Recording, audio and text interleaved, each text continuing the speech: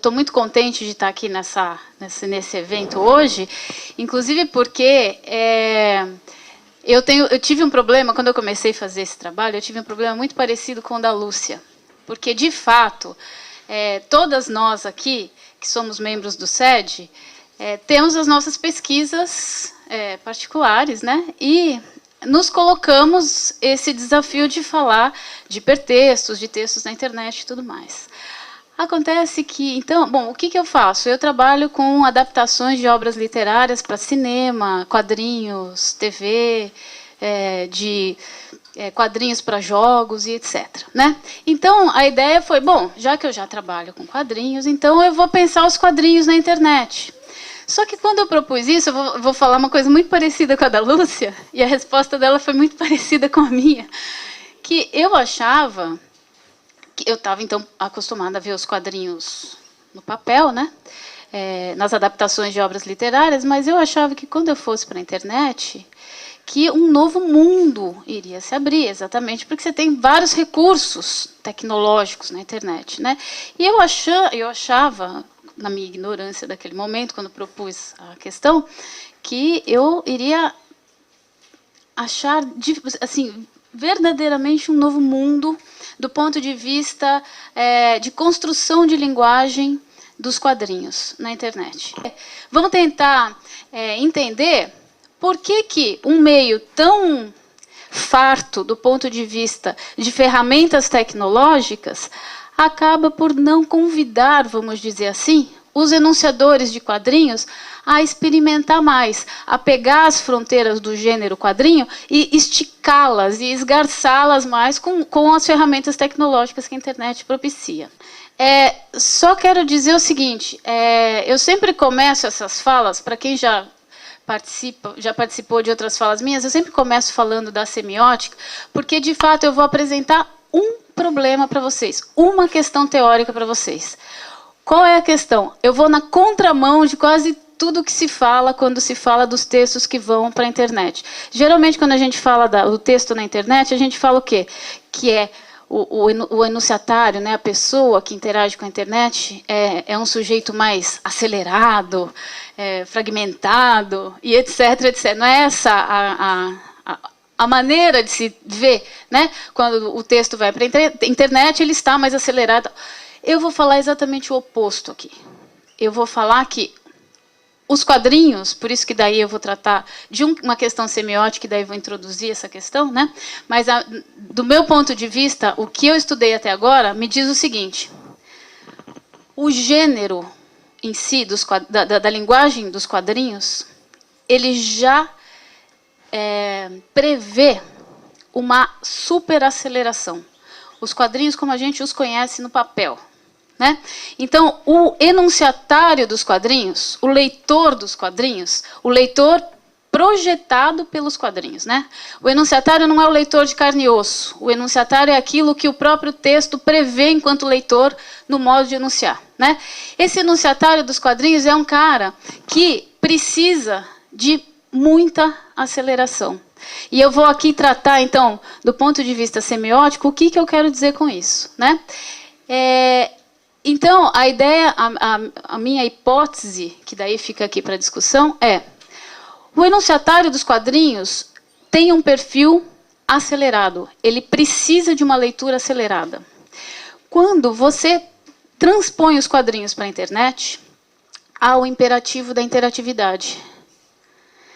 E o imperativo da interatividade faz com que isso, que é um perfil aspectual acelerado dos quadrinhos, tenha que se desacelerar. Essa é a hipótese de trabalho. Por isso que eu acho que quanto mais elementos tecnológicos você coloca nos quadrinhos, ou seja, sei lá, uns que a gente vê aí, a bombinha que estoura, a bolinha que cai de um quadro para o outro, o movimento sequencial de um personagem, etc, etc, esses são elementos desaceleradores. E o leitor do quadrinho está acostumado a uma interação com o texto, um modo de interação com o texto mais acelerado. Então, acontece aquilo que a gente fala, poxa, mas é chato isso aqui. Você vai entrando nos sites, você fala, puxa, coisa... mesmo que a sua internet seja rápida, você fala, puxa, mas que coisa chata. Prefiro abrir e ver tudo de uma vez. Claro, como todo mundo do SED, eu trabalho com semiótica francesa. A gente já tem discutido aqui que a noção nossa de texto é abrangente, então os quadrinhos, seja fora, né, seja os quadrinhos impressos ou os na internet, são textos, né, que vão ser analisados como quaisquer textos pela semiótica. No nosso caso, a gente desdobra essas análises em conteúdos do texto e elementos de expressão do texto, né? Por que a gente faz esse tipo de análise? Porque a gente trabalha com a ideia de que o modo de você enunciar algo implica naquilo que é dito. Então, quando a gente desdobra, quando a gente analisa as estratégias enunciativas, a gente, ao mesmo tempo, está analisando esse modo, isso que é dito no modo de dizer, né? Então, como a gente diz, o modo de dizer é um produto de estratégias que visam efeitos de sentido construídos a partir do diálogo entre um enunciador e um enunciatário. É aí que mora a questão que eu estou dizendo. Que existe um enunciador dos quadrinhos, um enunciador geral. Não importa quem seja. Não importa se é o Joe Sacco, não importa se... Existe um enunciador geral da linguagem em quadrinhos. E um enunciatário previsto neste modo de interagir com o texto quadrinhos. Né? Então, cada qual tem um perfil, e esse perfil, então, tem que ser levado em consideração no modo de dizer. Quando a gente faz esse tipo de análise, a gente pega, então, um texto, né, uma HQ qualquer, e a gente analisa, primeiro, os elementos internos. Quais são as narrativas, como que as narrativas se organizam, como que elas se organizam entre elas, são paralelas, são sequenciais, etc.,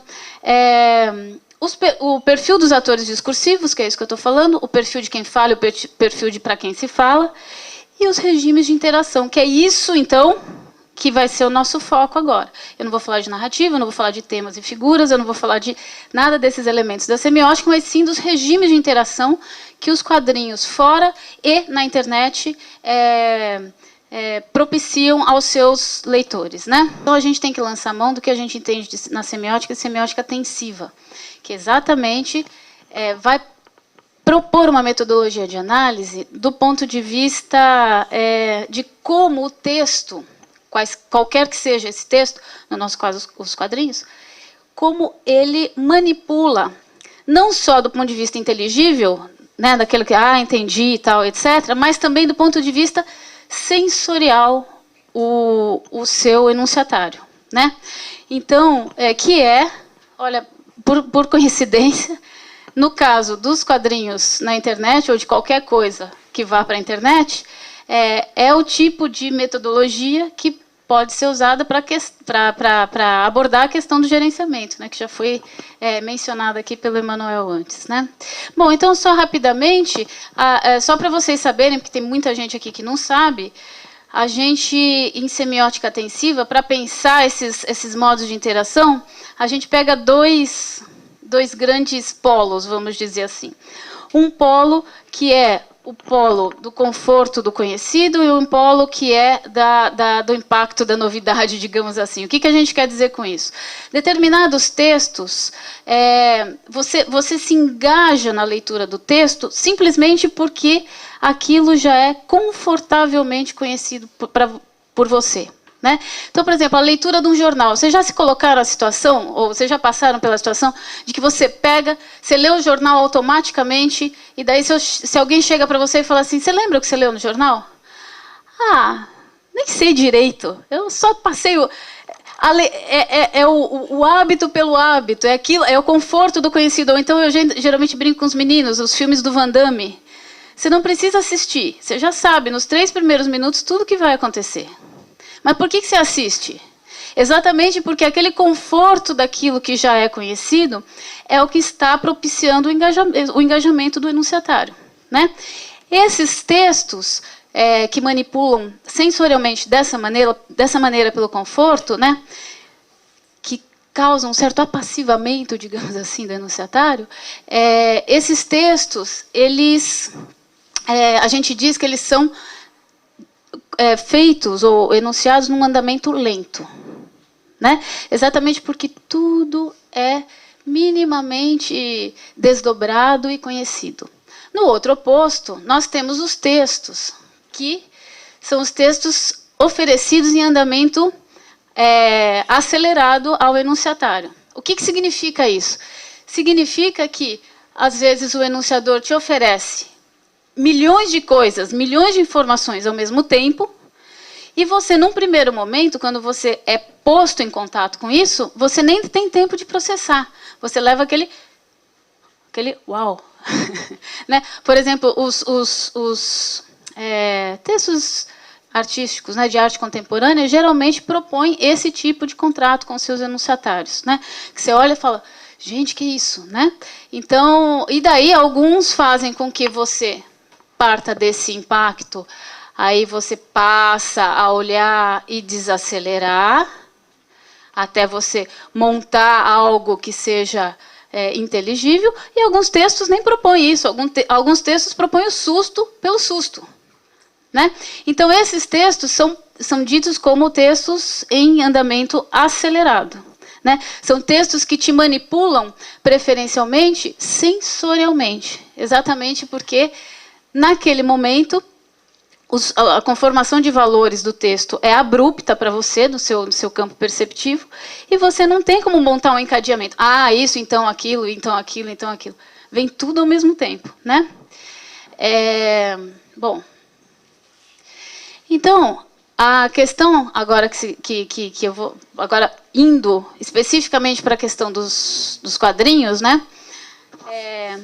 O ponto de partida, como eu disse, é o modo, um certo hábito de interação com o texto define um perfil de enunciatário para o texto. Né? A recorrência na construção de determinados textos, o que faz com que se sedimente um gênero, correto? Faz com que se construa um perfil. Então, quando você vai pegar uma revista em quadrinhos, você vai com expectativas sensoriais diferentes em relação àquilo que você vai quando você pega um jornal, por exemplo, ou quando você pega um romance, etc. Né? Então, a ideia o que eu pensei no primeiro momento bom, qual é o perfil do leitor ou do enunciatário da HQ em papel? Né? Então, os elementos que eu iria elencar aqui, se eu não tivesse 3 minutos, seriam catálise, paralelismos e sincretismo. Né? Então, o que são esses elementos? Esses elementos, eu estou dizendo, são aceleradores de conteúdo. São aquelas questões linguísticas, digamos assim, semióticas, que fazem com que eu possa falar que o perfil do leitor de quadrinhos é o de alguém que espera um conteúdo acelerado. Né? E que não aguenta a desaceleração. Então, por exemplo, catálise, a gente sabe que os quadrinhos, que você, quando vê os quadrinhos, você vai preenchendo várias coisas. Você preenche várias coisas. Não te é dado. Aquilo te é dado em saltos. Então, é um elemento de aceleração. Outra coisa que é um elemento de aceleração as plurisotopias, as linhas temático-figurativas que são postas em empilhamento, vamos dizer assim. Elas são postas em simultaneidade. Então, às vezes, você tem uma linha temático-figurativa dada pelo visual e uma linha temática figurativa diferente posta verbalmente. Então, as duas estão indo em simultâneo e você tem que processá-las ao mesmo tempo. Mais um elemento de aceleração, né? Que nem aqui nesse quadrinho, que eu nem vou... o sincretismo também é outro elemento de aceleração de conteúdos. O sincretismo é aquilo que faz com que haja sobreposição de elementos. Aqui, por exemplo, né, uma porta, a abertura de uma porta e a quebra de um corpo, eles estão sobrepostos. Os quadrinhos trabalham muito com essas sobreposições, o que também são aceleradores de conteúdo. Né? Do ponto de vista da expressão, há vários elementos que também causam essa aceleração. Né? Então, vocês vejam, o que eu quero dizer são modos recorrentes de você construir uma HQ que já prevê um leitor acostumado que vai se acostumando a um andamento acelerado, né? Então, do ponto de vista de expressão, você tem milhões de diferentes tipos de molduras, perspectivas inusitadas, cromatismos exacerbados, e etc, etc. Então, olha aqui, por exemplo, né? Você tem molduras de diferentes tamanhos, perspectivas bastante inusitadas do ponto de vista, né, daquilo que é uma perspectiva de dia a dia, vamos dizer assim. Isso são aceleradores. Olha isso daqui. Isso te é dado numa página ao mesmo tempo. É quase como se fosse uma porrada, vamos dizer assim, né? Que te é dado, e isso faz parte do efeito de sentido almejado pelos quadrinhos, e isso faz parte daquilo que um leitor de quadrinhos espera. É esse andamento que o leitor de quadrinhos espera, né? Olha esse daqui é maravilhoso e vai ser o último. Esse daqui é uma página aberta, né, dos quadrinhos. Então, tudo isso são os quadrinhos em papel. Isso foi aquele que o João me... você veja, você tem o mesmo personagem, esse carinha aqui de cabelo amarelo. Então, você tem, na mesma página, acho que umas 4 narrativas diferentes. Você tem 3 temporalidades diferentes. Se você pensar, é o mesmo aqui, é o mesmo ali conversando, é o mesmo aqui na frente. Você tem 3 temporalidades diferentes.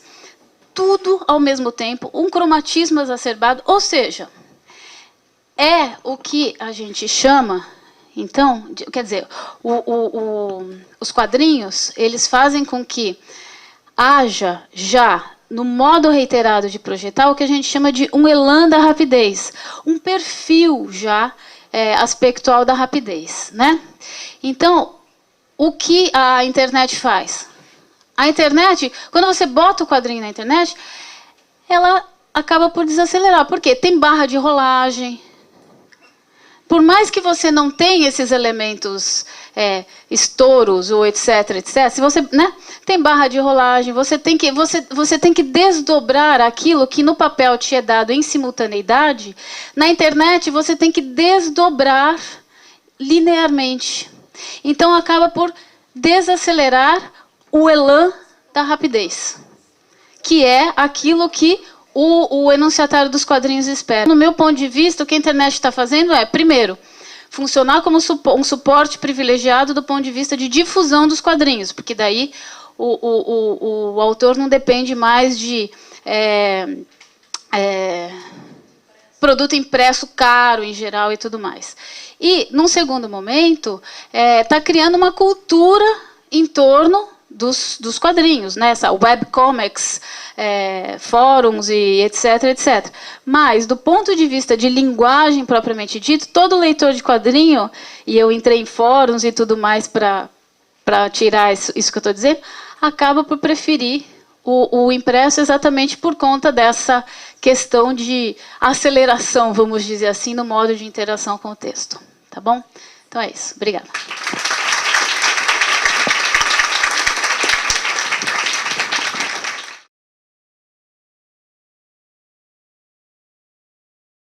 Bom, nos tempos de hoje, no tempo do agora, do já, a evolução tecnológica permite mudanças significantes na busca pela informação. A sociedade contemporânea acelera seus passos, vive intensamente cada minuto e não perde mais tempo. No tempo do agora, não há espaço para o tempo passado, pois se vive tudo simultaneamente. Não há futuro, todos os acontecimentos estão neste momento e é ele que importa. No tempo do já, o homem mostra-se múltiplo e pela tela do computador ou do celular, ele acessa o seu e-mail, paga a conta, bate papo nos sites de relacionamento, acessa a sua conta corrente, tudo ao mesmo tempo e agora. É cada vez mais difícil encontrar alguém que ainda não tenha se rendido a esse tipo de tecnologia. Devido à grande adesão a esses meios, então, é preciso analisar os mecanismos de produção de sentido que esses meios mobilizam. E faz-se necessário, então, construir novas teorias que deem conta de observar esses meios tecnológicos. Entender tanto as fontes de notícias digitais, como os jornais impressos, com seus diferentes percursos de leituras, como objetos passíveis de análise, é considerá-los, então, como texto. Então, hoje a gente estava falando do que é texto, né, na mesa da manhã, da dificuldade de se entender, né, então, o texto como um todo. Então, vai aí uma definição na semiótica de texto. Uma unidade de manifestação que constitui um todo organizado de sentido. Então, ampliando o conceito de texto, que não compreende somente o verbal, né, mas também as outras linguagens. Essa definição traz um desafio para a semiótica, pois quanto mais complexos são os textos, mais instrumentos a teoria, né, vai ter que desenvolver para analisar os textos. O texto jornal revela-se complexo, pois tanto o impresso quanto o online apresenta uma gama de linguagens que se relacionam de diferentes maneiras. Sua leitura rompe com a linearidade, dando ao leitor a possibilidade de escolhas, ainda que limitadas pelas definições do enunciador. Para analisar os jornais, é necessário, então, identificar qual é a estratégia enunciativa usada na estrutura hipertextual. Como ocorre nos jornais e revistas, mobiliza diferentes linguagens numa unidade sincrética de manifestação. Segundo a professora Lúcia Teixeira, os objetos sincréticos são aqueles que, no plano da expressão, se caracteriza por uma pluralidade de substâncias mobilizadas por uma única enunciação, cuja competência de textualizar supõe o domínio de várias linguagens para a formalização de uma outra que as organize num todo de significação. Aí eu fecho a citação da professora. A análise dos textos sincréticos precisa, a partir do exame da estratégia enunciativa, que organizando as diferentes linguagens na superfície de manifestação do hipertexto, permite, então, a interação entre os sujeitos aí instalados.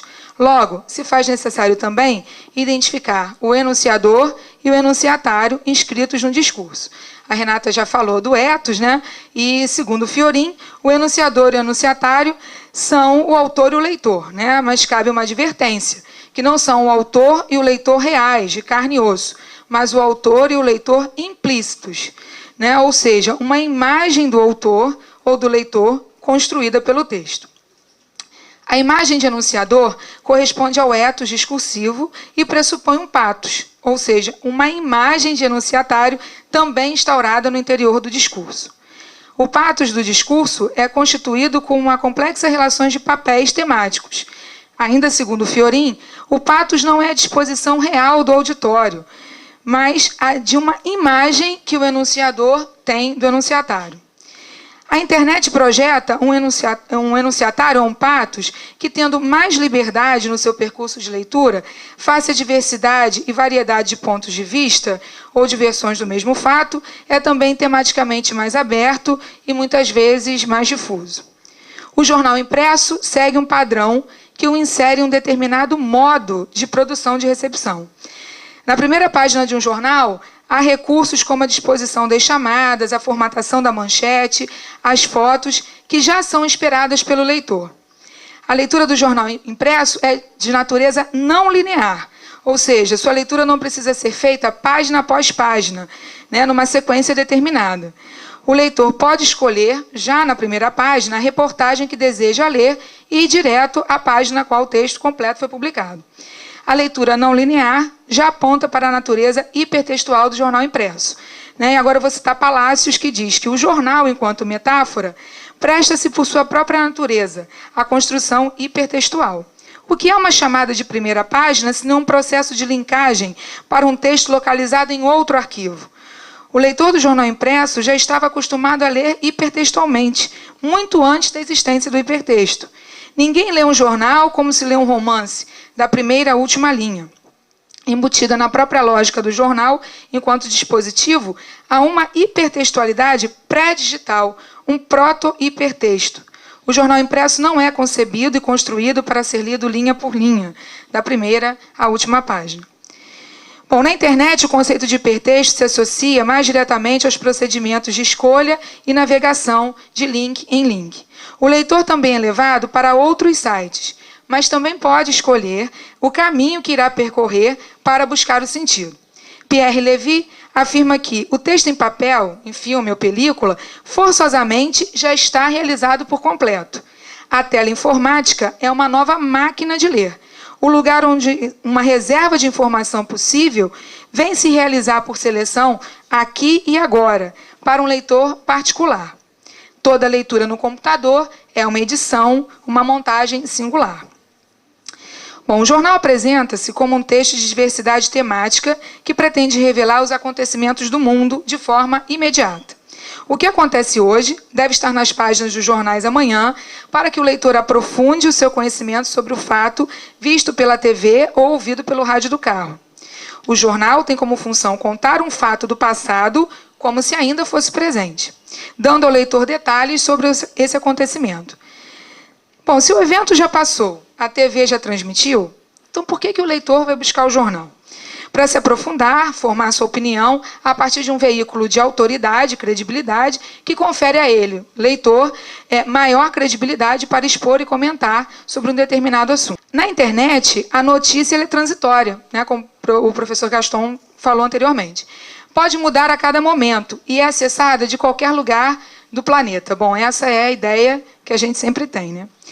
Um dos princípios enunciados por Pierre Levy para caracterizar o hipertexto explica bem o caráter dinâmico da internet como fonte de informação. Aí eu cito novamente o Pierre Levy.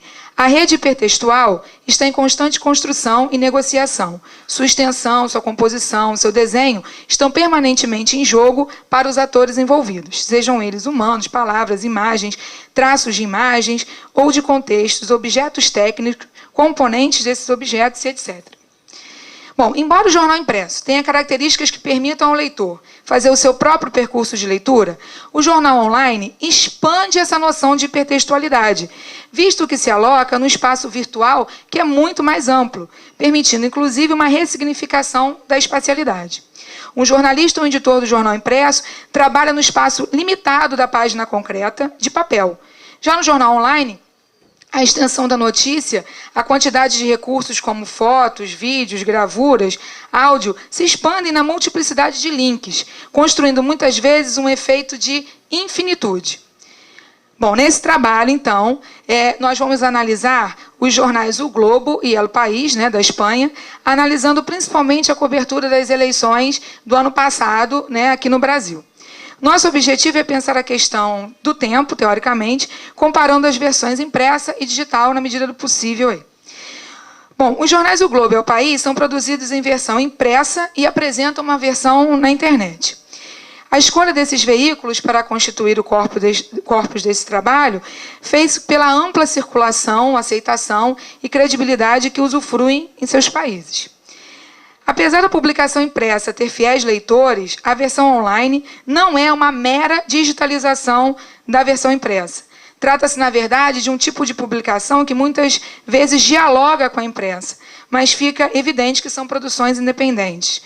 A versão online, de certa maneira, antecipa o que será visto, publicado no papel no dia seguinte. Então, aqui o primeiro exemplo que eu vou trabalhar hoje. Está funcionando bem ali? Essa página do Globo Online, do dia 3 de outubro, né, no dia do primeiro turno, no ano passado, às 10h36, já apontava uma necessidade de segundo turno. Né?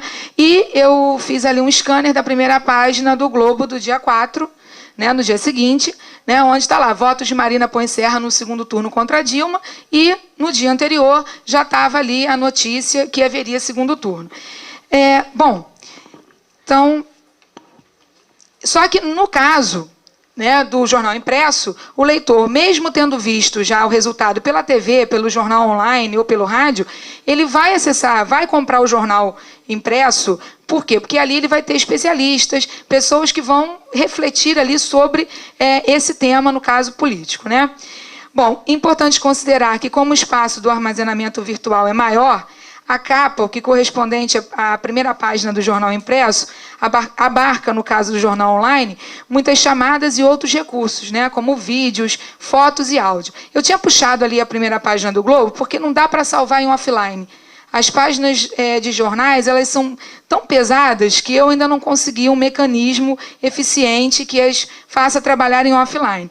Mas o que eu estou chamando de primeira rolagem seria aquilo que o sujeito se depara de cara quando ele acessa, quando ele abre o site. Né? Então, ali estão as notícias mais importantes, mais quentes daquele instante, né, e que corresponderia, no caso, até a primeira página do impresso. Bom, então, é possível ler, né, a versão impressa pela internet, mas fica evidente que é um outro serviço oferecido pelo jornal. Então, a partir dessas observações, a gente pode notar que o jornal apresenta-se nas seguintes versões: impressa, no suporte papel, aquela que a gente compra na banca ou recebe em casa como assinante; a digitalizada, que é a transposição da versão impressa para o meio digital, né, que você senta na frente do computador e você simula uma leitura, né, você vai com o mouse, passa a página, né, tem o clique de passar a página. E a online, que é essa que a gente está mais interessado agora, que é feita no e para o suporte digital. Bom, então, a partir da análise dessas versões, observa-se que é uma espécie de gradação dos efeitos de ampliação da notícia e da liberdade do leitor, que vai da versão impressa, passa pela digitalizada, chegando na online, né? Tendo o leitor autonomia crescente e a notícia, abertura também crescente, da primeira para a última.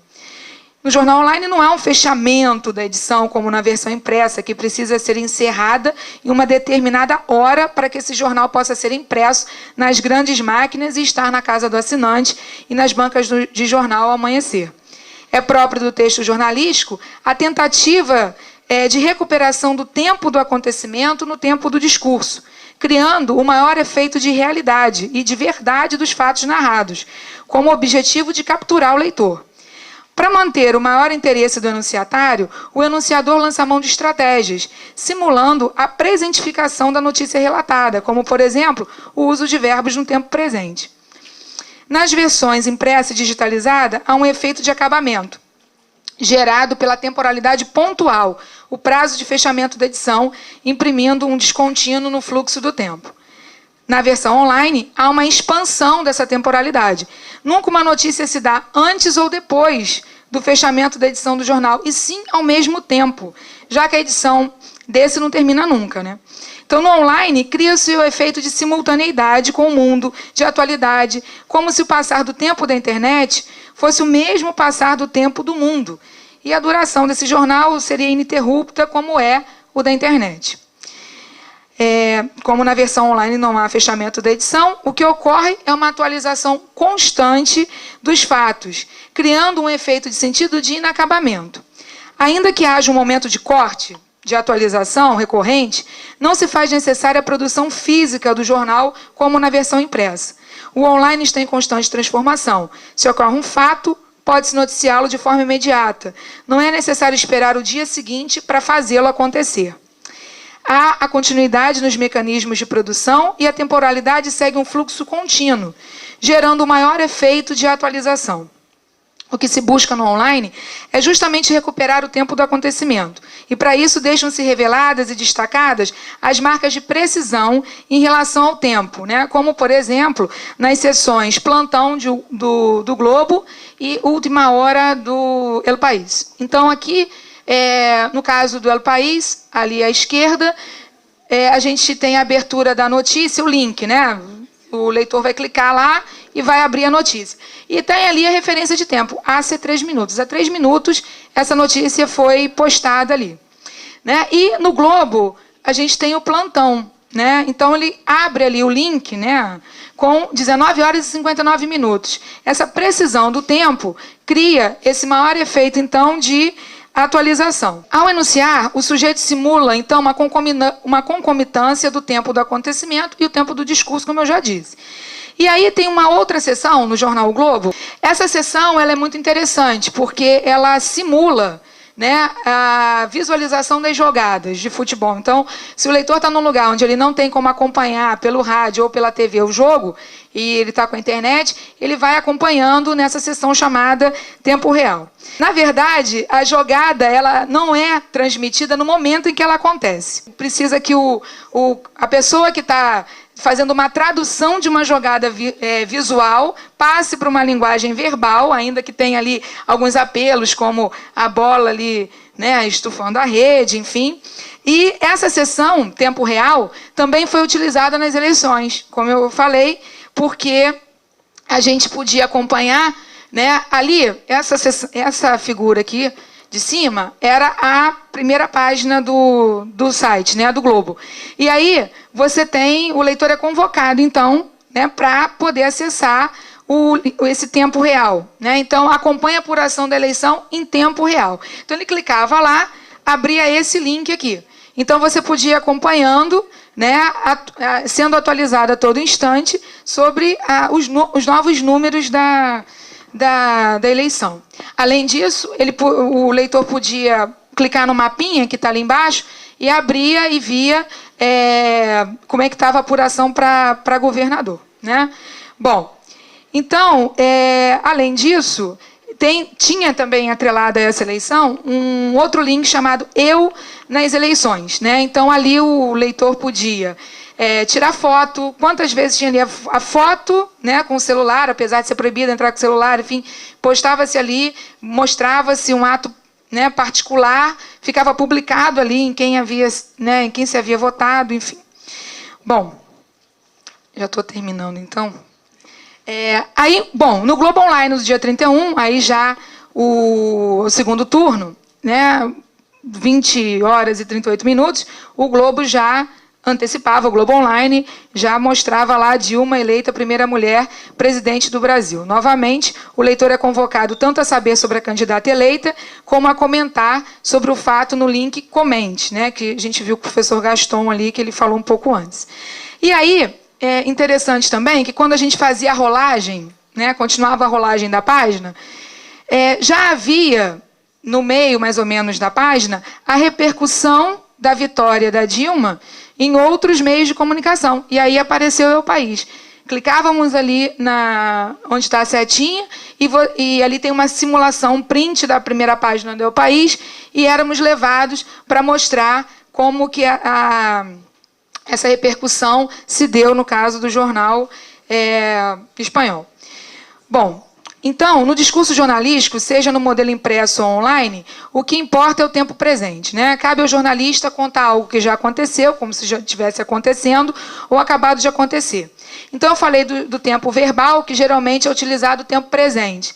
Então, eu trouxe aqui uns exemplos, né, também desses dias, né? Então, Dilma Rousseff é eleita sucessora de Lula, né? É eleita. Lula elege Dilma.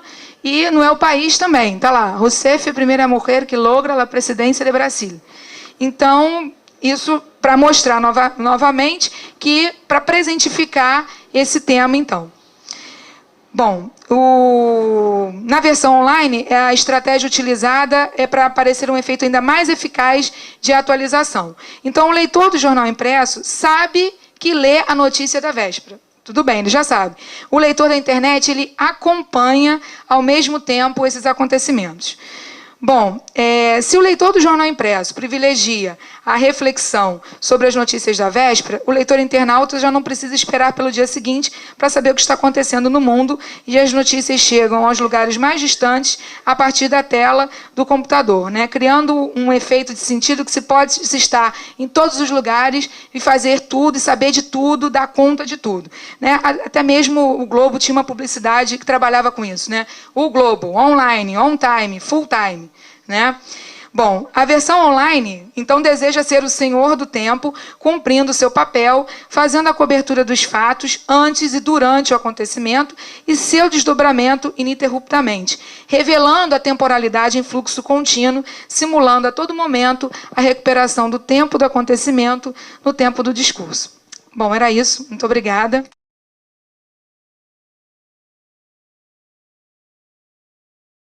Boa parte desse trabalho eu devo às reflexões que eu fiz com a Carla, que acabou de apresentar sobre os jornais online, que nós começamos juntas a fazer uma pesquisa sobre textos e a televisão na internet para o nosso projeto de cybercultura, de cibercultura. A semiótica diante das mídias. Eu estava relendo um artigo do Semir Badir, que esteve aqui, acho que no ano passado, ou no ano retrasado, né? E aí ele estava falando, o que o semioticista tem que fazer diante das mídias? E o que é a mídia semiotizada? O que é a mídia semiotizante?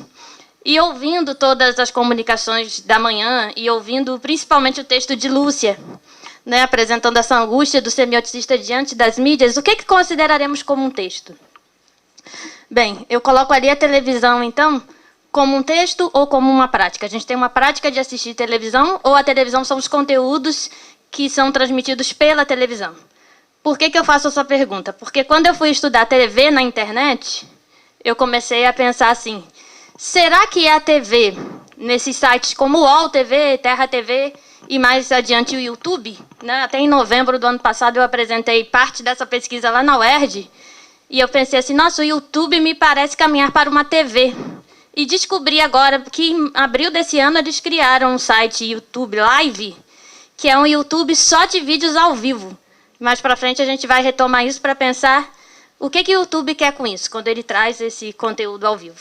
Então, a TV, para a semiótica, quando a gente toma ela como um texto, a gente toma como um texto sincrético, né, que é o que Carla já teorizou anteriormente, ou seja, aquele texto em que você tem várias linguagens abrigadas sob uma só enunciação.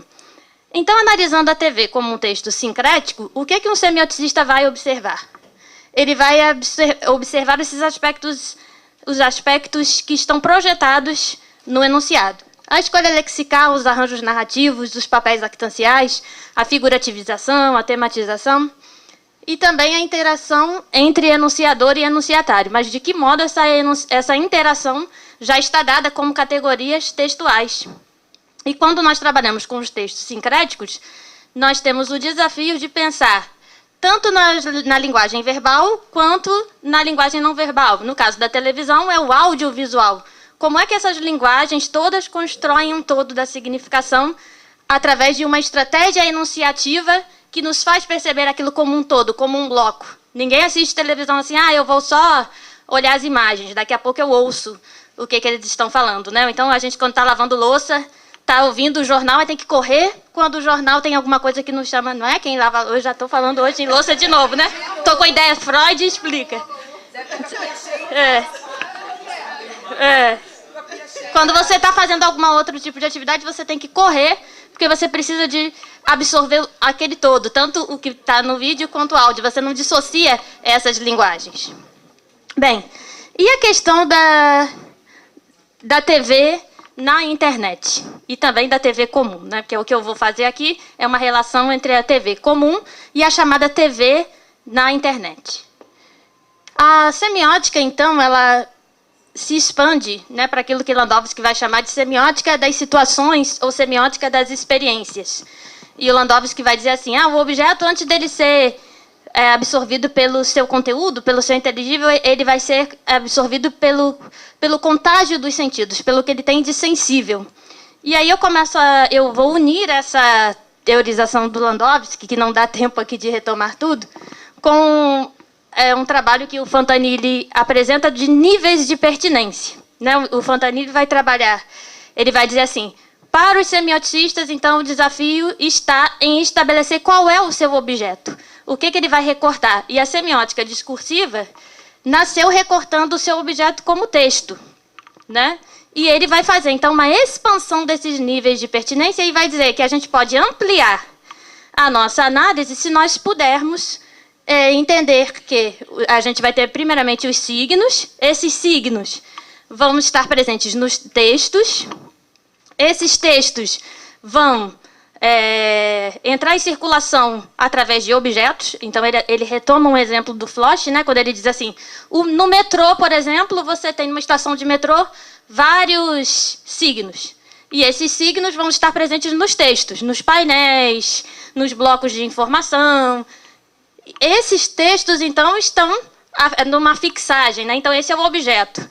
Esses objetos, então, vão construir práticas, que é a prática de, eu quero me informar, eu quero saber para onde eu vou, eu estou na estação do metrô, eu tenho ali práticas. E essas práticas, juntas, vários tipos de práticas, formam o que ele chama de cenas predicativas. Essas cenas predicativas, dentro dessas cenas, você vai ter estratégias que os sujeitos vão tomar dentro dessas cenas. Então, por exemplo, quando a gente assiste televisão, você vai ter determinadas práticas, né? Eu vou deitar primeiro, depois eu vou pegar o controle remoto. O que eu posso fazer diante da televisão? Que tipo de práticas são as práticas diante da TV? Se eu passo a TV para a internet, será que eu vou ter uma alteração? Ou será que eu posso conservar todos esses regimes. E aí ele vai dizer, então, que dessas estratégias adotadas, quando elas se cristalizam no tempo, você chega às formas de vida. E as TVs, então, de internet? No caso, eu analisei o site Terra TV e fui pensar, de que modo a mudança de suporte e mídia altera o texto da TV? Eu posso ter qual é a necessidade que eu tenho, num site, de ter um link chamado Terra TV? Se já existe a TV, para que eu tenho que trazer isso? Será que isso vai apresentar um ganho? É a mesma coisa da HQ. Será que eu vou expandir essas possibilidades ou é só um suporte? Nasce uma nova TV na internet? Depois da telenovela, nós teremos a netnovela, né? Depois dos telejornais, nós teremos netjornais produzidos?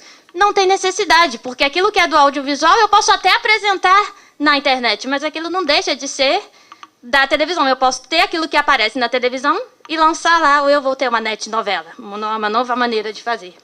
Desse encontro, então, entre mídias, derivam novas práticas? São novas práticas que saem daí? Haveria um sincretismo, não só de linguagens, mas um sincretismo de práticas discursivas, na maneira como a gente tem agora a intermedialidade, em que você tem no celular, televisão, aparelho de telefone, né, que é a última coisa, né, que o celular faz, que ele serve, né, para máquina fotográfica. Então, a gente vai ter novas práticas nascendo desse encontro. Quem entra no portal Terra, tem lá um link Terra TV. Clicando nesse link, você dá de cara com essa imagem, que é como se fosse um monitor de televisão que está desenhado lá na tela. E aí uma coisa bastante interessante é que quando você entra, você tem vários canais. Os canais estão aqui embaixo. Diversão, esportes, mas sempre aparece direto num canal, que é o canal Diversão. Então já é um percurso de leitura delimitado. E você fica lá assistindo. Tem propaganda da Coca-Cola, propaganda de tudo quanto é coisa. E aí ele diz assim, você acabou de assistir tal programa. A seguir, outro programa. Então, observando isso, eu me pergunto, se a internet tem essa possibilidade de conteúdos acumulados, ela não é uma TV em fluxo, como é a TV comum, que eu tenho uma programação em fluxo. Por que eu tenho que ter? Poderia ter nada passando aqui e apenas os canais, porque nós, enunciatários, leitores, podemos acessar o que nós não somos obrigados a ficar vendo esta programação em fluxo, mas ela não deixa de existir, porque ela tem que recuperar aquilo que faz parte do gênero TV para que eu possa chamar esse link aí de Terra TV e não de outra coisa qualquer. Bem, então fazendo aqui um quadro opositivo de categorias, eu teria entre a TV tradicional e a TV de internet. A transmissão em fluxo versus o conteúdo acumulado em arquivo. A programação controlada pela emissora versus a programação participativa. A grade de programação fixa da TV tradicional versus uma grade de programação híbrida, porque eu vou ter conteúdo em fluxo, eu vou ter o conteúdo acumulado, mas eu não tenho lá a grade de programação, assista agora, apresentaremos. E, ao mesmo tempo, eu vou ter, na TV tradicional, uma produção audiovisual profissional, são profissionais que fazem isso, e na TV da internet, produção audiovisual profissional e amadora. Porque, como foi o Sandro que disse hoje, todos nós podemos nos tornar postadores, né? Podemos postar conteúdos. Então, você também pode postar o vídeo do batizado do filho lá no YouTube. E aí você joga lá. A questão e é o dedo da Carlinha, né? A questão é, se eu tenho a possibilidade de ter conteúdo acumulado, por que eu tenho também uma grade de programação? A TV de internet, então, ela recupera esse elemento da cena predicativa de estar numa prática de ver televisão e traz para o nível do texto. Ela evoca uma prática. Assim como esses e-books também evocam a prática de passar as páginas. Não tem necessidade de ter aquele barulhinho da página. Então, aqui pensando nos objetos e práticas, eu elenquei algumas questões ainda em aberto. Acredito que tem aí, que vocês possam me criticar aí nisso, mas TV tradicional, o que a gente vai fazer? Quais são as práticas? Assistir, descansar, não é isso? Não quero pensar em nada, vou esvaziar a cabeça, vou ver televisão. Entreter, se informar, se distrair, se zapear. Então, você escolhe dentro de uma grade fixa. Então, você teria aí uma passividade diante dessa televisão. Você até pode escolher, mas você tem essa passividade. Por outro lado, no computador e na internet, você vai navegar, interagir, informar-se também, distrair-se também, mas você vai postar conteúdos, você vai clicar, você vai digitar. Então, você vai ter uma postura em que você vai escolher e produzir, ao mesmo tempo, uma grade híbrida. Todas as TVs de internet têm isso. Então, isso presume ação e interação. E aí, hoje, uma frase do Guilherme, quando ele disse: os meios de comunicação de massa são descentralizados, né? Não, são centralizados. E as novas tecnologias são descentralizadas. É como se todos pudéssemos colocar conteúdos. Mas será que todos queremos colocar conteúdos? Todos queremos o tempo inteiro produzir filmes. Não interessa só ver aquilo que é conteúdo acumulado. Nos interessa ver aquilo que está passando agora, ao vivo. Não interessa apenas ver o que eu quero quando eu quero. Me interessa ver ao mesmo tempo que os outros estão vendo para comentar depois. E para me inserir na comunidade. Então, o ao vivo, que é um regime da TV tradicional, e que a internet não tem necessidade de ter esse ao vivo, ele migra para a internet para suprir essa outra necessidade que nós temos diante da TV, que é estar ao vivo. Então, a internet ela pode usar só conteúdos acumulados, mas não interessa. Ela tem que postar também conteúdos ao vivo. Porque a novidade, não adianta ver o casamento de Kate, né, e do príncipe depois, no conteúdo acumulado. A graça é ver na hora que todos estão vendo, porque é o ao vivo. O ao vivo é o que dá o valor. Então, no YouTube aqui tem esse ao vivo, aí tem lá, ao vivo agora, todos os canais que você pode assistir. Então, o sucesso do YouTube vem de onde? Vem das descentralizações das emissões, óbvio, todo mundo coloca lá o batizado do filho. Vem desse poder fazer também, porque ele pressupõe a competência de filmar, editar e postar vídeos. Então, para uns isso é muito bom, mas nem para todos os enunciatários, que nem todos têm essa competência, nem querem. Você também tem na transmissão do YouTube os conteúdos já exibidos na TV. Os maiores sucessos do YouTube são os programas que já passaram na TV. E a transmissão de conteúdos ao vivo, ou seja, a centralização das emissões. Porque quem lança esses conteúdos ao vivo é o canal do YouTube, não é cada um de nós lá lançando, que são shows, são coberturas de eventos esportivos. Então, a busca pelo inédito e a inserção na comunidade, isso nos recupera práticas de estar diante da TV e não diante da internet com a sua interatividade. Para concluir, então, a TV em fluxo, né, a TV tradicional... Oba, aos 3 minutos já estou na conclusão. A TV em fluxo, ela se apresenta de modo linear, ela constrói esse efeito de ao vivo, até o que não é ao vivo é construído. Então, eu digo que o ao vivo remete a uma forma de vida coletiva da TV. Eu vejo aquilo que os outros veem naquele momento. A internet, por sua vez, ela tem um conteúdo acumulado, uma concomitância, né? Todos eles estão lá acumulados ao mesmo tempo, você escolhe, você faz o seu percurso. Logo, eu tenho interatividade e possibilidade de escolha numa forma de vida individual da internet. E as TVs de internet, elas sincretizam essas duas maneiras. É por isso que a TV também vai se tornar... porque uma mídia influencia a outra, mas isso volta, né? A internet empresta o seu modo de ser para a TV tradicional. Então, as TVs de internet sincretizam esses dois modos de vida. Aquilo que apenas a individualidade, eu quero assistir House 3 horas da manhã, porque é o horário que eu mais gosto. Só isso não vai completar. A gente precisa também que essa TV da internet tenha formas de vida coletiva, que são esses produtos transmitidos ao vivo. Esses produtos transmitidos ao vivo é o momento em que a internet em si e as TVs de internet se aproximam do modo de ser da TV tradicional. Bem, aqui tem algumas referências. E aí, então, vai ser uma regulagem entre essa interatividade, até porque, como disse hoje, foi o Guilherme, né, que disse que vai descentralizar. Não é só isso que o enunciatário espera. O enunciatário também tem interesse em assistir aquilo que é posto por um enunciador. Ele põe aquele conteúdo e a sua intenção é apenas estar ao vivo e estar na coletividade. Então, são duas formas de vida. Obrigada.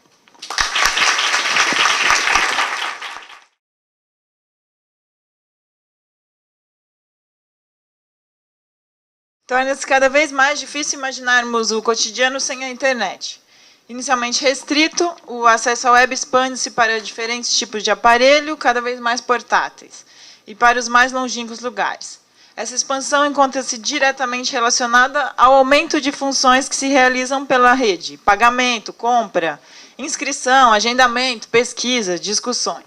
Essa crescente mudança em nossos hábitos certamente possibilita transformações em diversos âmbitos da sociedade. E é nesse contexto que minha pesquisa tem como foco de interesse investigar algumas alterações, tanto no campo da linguagem quanto no campo da política.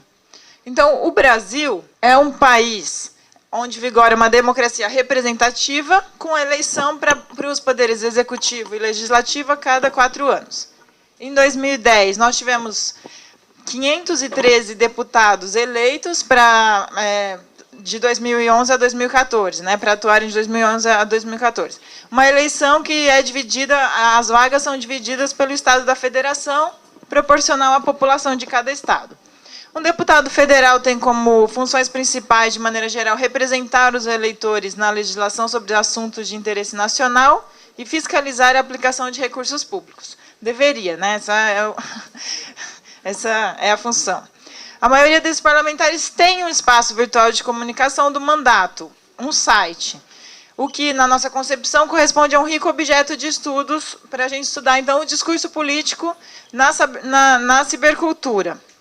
E, dessa forma, por isso, a gente decidiu estudar os sites dos deputados do PT, mas que eu escolhi tanto porque é a maior bancada, tem 88 deputados, quanto por ser o partido que está no governo agora. Foi por isso que eu escolhi. Então, vale ressaltar que eu não estou tratando aqui de ciberativismo. Eu também quero estudar ciberativismo, também quero estudar essa ação política pela internet, que o pessoal falou hoje, que é da rede para a rua.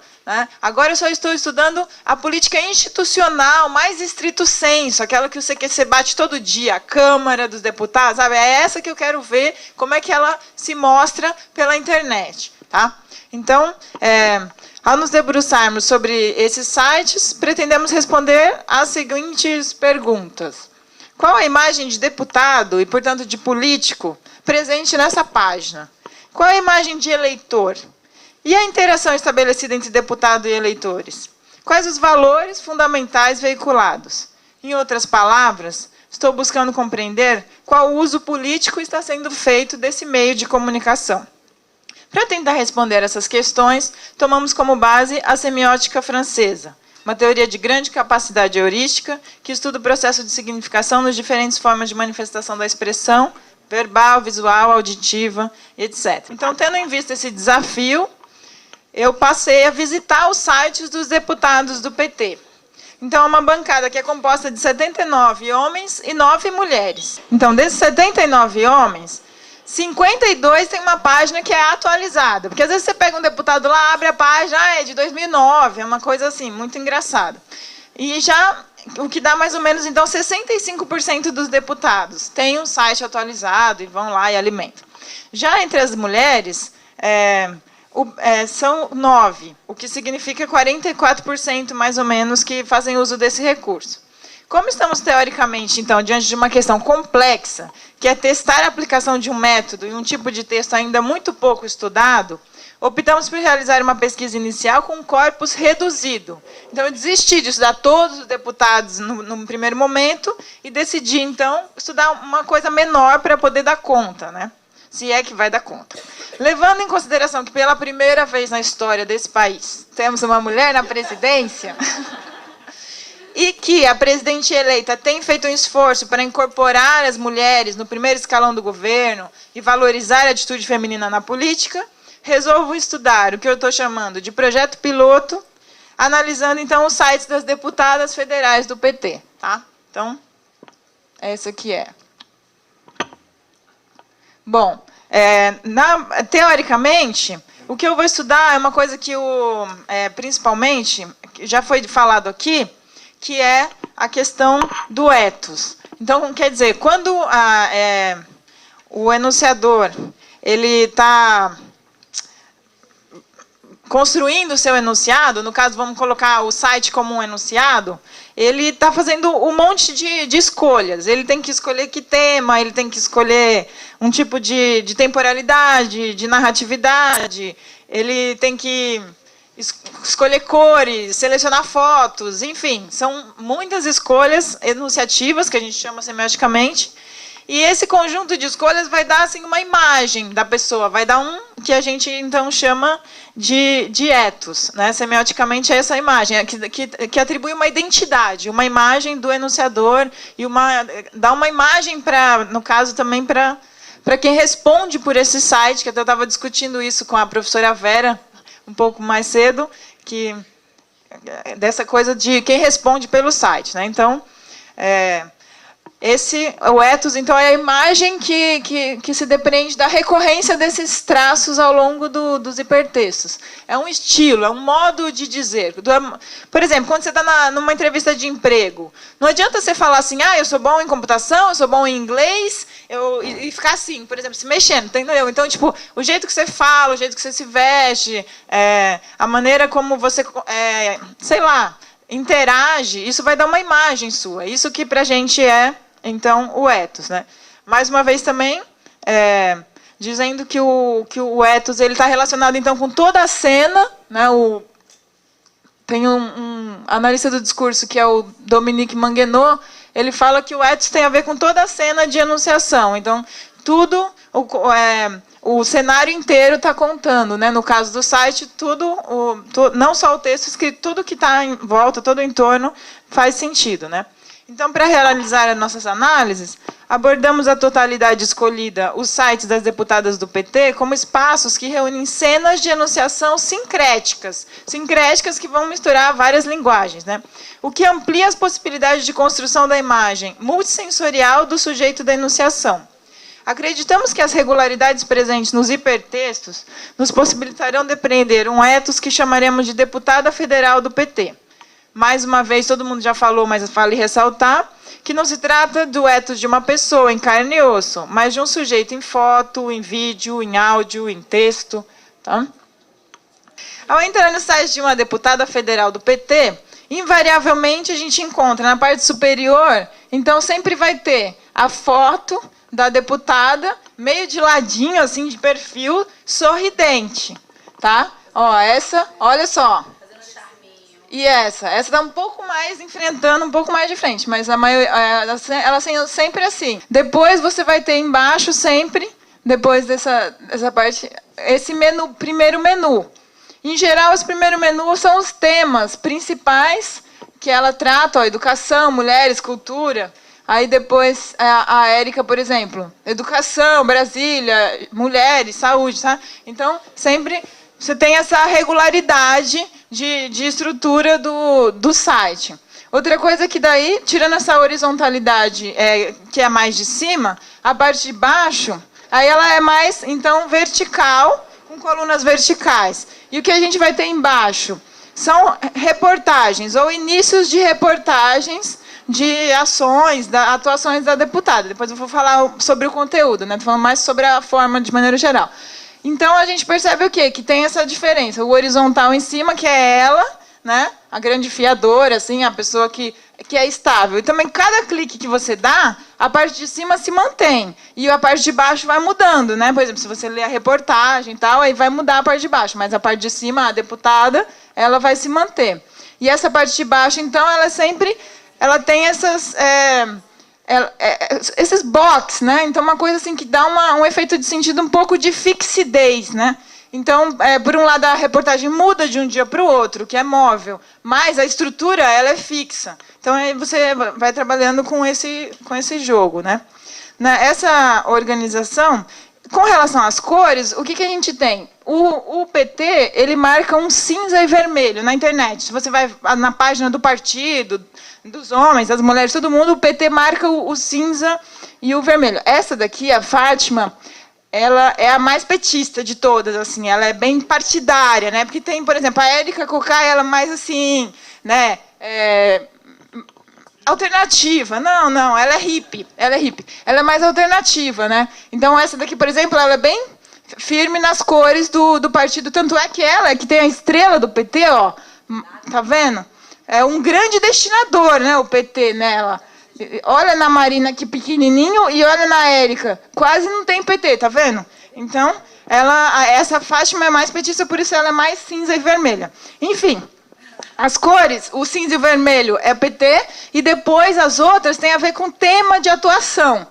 De maneira geral, essa Érica Cocai, por exemplo, ela é a deputada que se diz das minorias. Então, ela é super atuante no LGBT, né, no movimento GLBT, minorias de índio, autistas, tudo que é minoria, surdo, ela tá sempre envolvida. Então, por isso, essas cores do arco-íris aí. Já a Marina Santana, ela é do meio ambiente. Ela é atuante no meio ambiente e ela é de Goiás. Então, essas cores do Cerrado, por exemplo, ou esses verdes que remetem ao meio ambiente.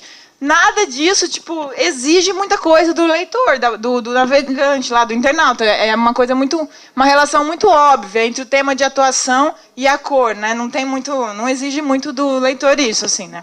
Bom, essa presença de letras, dessas cores todas, de fotos, né? Então, o que a gente tem também é sempre assim, esses ícones todos, pedaço do Twitter, foto, vídeo, né? É bem diversificado. Então, a presença de tudo isso produz, no correr dos olhos da primeira página, então, um efeito de sentido de diversidade e de dinamismo, né? Você está chegando, você tem esse efeito de sentido.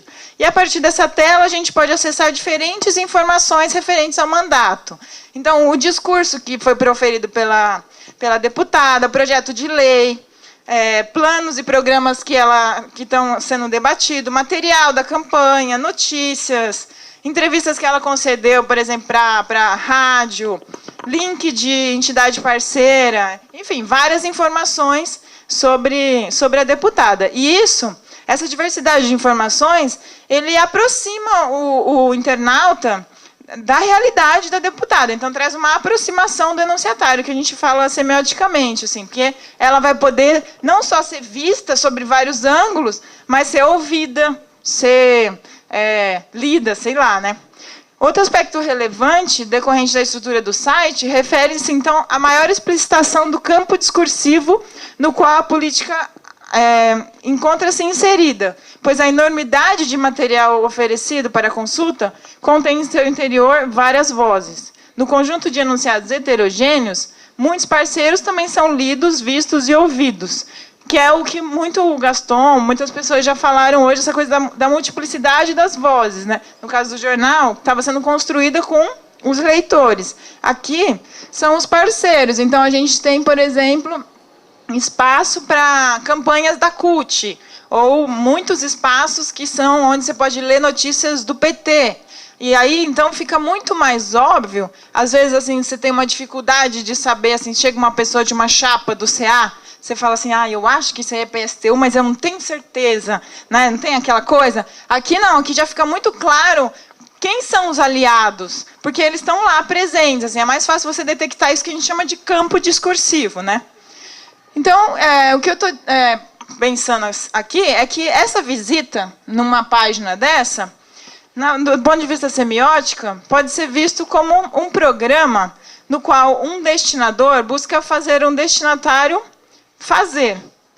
Então, o internauta é convidado a clicar, abrir, ouvir, comentar, compartilhar. As ferramentas vêm acompanhadas de verbos no infinitivo ou no imperativo, instaurando um tu, que é ativo, né? Por exemplo, cadastrar, buscar, faça aqui sua pesquisa, digite seu e-mail, saiba mais, siga o mandato no Twitter, né?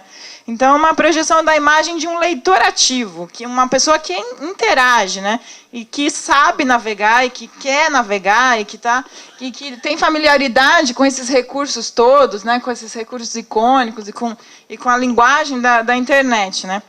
Então, mas, por outro lado, o conteúdo do site, aqueles que se atinge por um olhar mais demorado, revela um outro programa, no qual um destinador faz saber. na busca de fazer crer que o que está sendo dito é verdade. Ou seja, alguém tenta convencer de que a deputada faz um bom trabalho. Então, quando você para ler o que está escrito, para ver de perto, o que está em jogo não é mais a sua relação interagindo com o computador, mas é alguém tentando dizer, olha aqui que deputada boa que a gente tem. E aí você vai ver o que significa, então, que visão de ser boa deputada que está sendo passada, né? Então, ela enfatiza nesse programa de tentar convencer de que ela é uma boa deputada, a ação desse sujeito, dessa deputada, e o comentário, né, o que a gente chama de sanção, tipo, a opinião dela sobre o governo, sobre os movimentos sociais. Então, dessa forma, ela é vista assim, a gente fica sabendo do que ela faz, o que ela quer, o que ela pode, o que ela acredita. Ou seja, tem toda uma construção da imagem dessa deputada.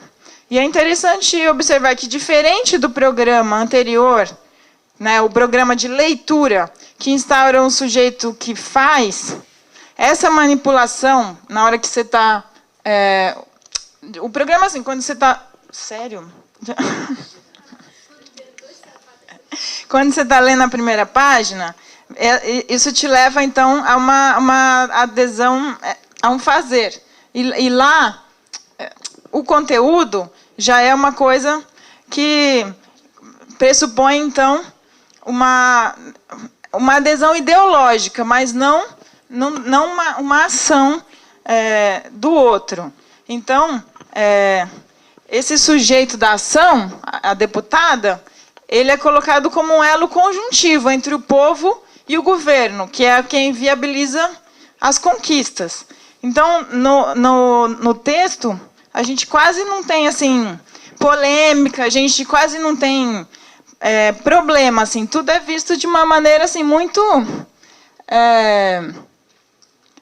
entusiasmada, digamos, né? Ela diz, fiquei entusiasmada com a disponibilidade da equipe, nossa conversa foi muito produtiva. Em uma decisão histórica, o Supremo Tribunal decidiu dar cidadania plena aos casais. Então, a deputada parabeniza, Fátima comemora. Então, tudo é posto assim, no ponto positivo, entusiasmado. Assim, a mensagem que está por trás o Brasil está melhorando. E tem alguém que está fazendo, que está contribuindo com isso, que é a deputada. No tempo, então, a gente tem esse presente contínuo, né? Que é assim, estamos melhorando, o tempo todo esse efeito de continuidade, de presentificação, né? No espaço, sempre está mostrando a deputada em algum lugar, ou em Brasília, ou, o que eu achei curioso, cada uma no seu estado. Em geral, elas atuam pontualmente nos estados, né? E no sujeito são as vozes dos sujeitos. E é interessante observar que sempre existe, então, o recurso das aspas, que dá um efeito de autoridade e de verdade. Então, tem alguém que fala na terceira pessoa sobre a deputada, e quando ela vai falar, ela dá a opinião dela, que é posta entre aspas, para aumentar o efeito assim, de verdade daquilo que está sendo falado, né? Então, os temas eles variam muito de uma deputada para outra, porque cada uma atua em uma área mais ou menos diferente, assim, né? Mas, de maneira geral, sempre educação, saúde e direitos humanos sempre aparece, e o que elas estão defendendo, basicamente, é sempre a igualdade e a inclusão. E o público-alvo, minorias e a população menos favorecida. Só que o que eu observei, então, a partir desses elementos, é possível depreender algumas características do ethos da deputada petista. Inicialmente, trata-se de um sujeito do fazer, que é projetado como aquele que quer, pode e sabe fazer. Então, ela está sempre lá em ação. Nas fotos, sempre ela aparece fazendo alguma coisa, né? Ela está sempre fazendo, né? Uma pessoa otimista, entusiasmada, que acredita que o país está melhorando. Um sujeito trabalhador, enérgico, que luta pela igualdade e pela inclusão, que tem uma visão conciliatória da política. Então, está tudo indo sempre bem, nunca está falando mal de adversário nenhum, está sempre falando coisas positivas, e ela está trazendo, ela vai lá na reunião e consegue. Então, é uma deputada que ela é um sujeito Intermediador. Então, ao fim do encontro, Fátima solicitou ao ministro uma audiência. Marina busca recursos para a educação. Em aniversário, Érica garante emenda orçamentária. Então, é sempre uma pessoa que está garantindo, que está fazendo uma intermediação, né? De maneira... a política, então, é só uma conciliação. É só você ir lá, fazer uma reunião e conseguir um acordo, né? Um sujeito, então, que está representando seus eleitores, está fazendo por eles, está garantindo que vai conseguir. Então, sempre com esse risco dessas definições, né? Que nunca são exatas, eu diria que ela é um mediador, um intermediador, um articulista, sei lá, essa é a visão que está no site sobre a imagem de uma deputada. O que ela é? Uma pessoa que articula entre o povo e o eleitor, né? Então, do jeito que o deputado ele faz essa mediação entre o eleitor e o governo, o site ele faz a mediação entre o eleitor e o deputado. Só que o que a gente observa? Que a estrutura da página ela instaura um leitor ativo, possibilitando uma leitura dinâmica e interativa. Entretanto, apesar da existência de espaços possíveis para a produção de comentário, há poucas postagens de internautas no site, não se tratando, portanto, de um espaço construído coletivamente, que conta com significativa participação do leitor. Então, quase não tem assim, foto de leitor, postagem de leitor. Existe o espaço para comentar, para deixar, mas isso não tem. Na homepage, nunca tem. Às vezes tem lá dentro, mas um ou outro, assim, é muito pouco, né? Então, de modo semelhante, o conteúdo, embora traga uma série de informações de maneira diversificada sobre a deputada, não convoca o eleitor à ação conjunta. Trata-se mais de um fazer-saber múltiplo e dinâmico do que de um fazer-fazer. A imagem que se tem, então, desse enunciatário, desse internauta, poderia ser sintetizada como um leitor ativo, mas como um cidadão passivo. Tá? Aí, só para encerrar, algumas reflexões sobre o que a gente tem que levar em consideração na hora de analisar um site, do ponto de vista semiótico. Com certeza, as diferentes linguagens existentes no interior, a relação estabelecida entre elas. Né? Então, a relação entre a foto, as cores e o texto escrito, né? Tudo isso. Mas também... igualmente importante é elevar o estatuto desse programa narrativo da leitura do texto. O fato, quando a pessoa vai para a página, a interação do leitor com ao longo desses cliques. Porque, para mim, a grande novidade é essa imagem de leitor. Né? A grande diferença. Assim, o que a gente tem de novo é a imagem de leitor, que é um sujeito que é ativo. Bom... Meu nome é Enéas.